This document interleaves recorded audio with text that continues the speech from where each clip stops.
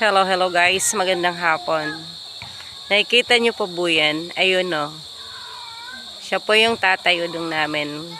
Doon po siya sa ibabaw ng nyug. Siya po yung tawagin dito sa amin. Nagsasanggot po siya. Yung nagaano po ng lambanog. Tinan nyo po yung taas niya na. Taas po ng ano niya, ng nyug na yan. So nandun po siya sa tuktok. Ayun si tatay o.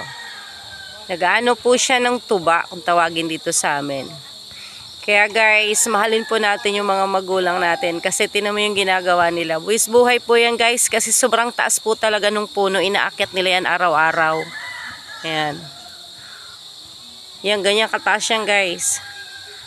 Umaga't hapon po, naakyat po si tatay dyan para po kumuha ng lambanog. Ayan guys, so tinan nyo. Ingat po kayo tatay, nandun siya sa taas. Ingat-ingat po. Kaya guys, mga karels ko dyan. Yung may mga magulang pa po, mahalin po natin sila kasi hindi po madali yung ginagawa nila sa atin para po sila kumita ng pera at para po tayo mabuhay. Talagang buwis buhay po yung ginagawa ni tatay. Ayan po guys, pababa na po si tatay. Galing po siya dun sa tuktok. Nagsanggot po siya guys.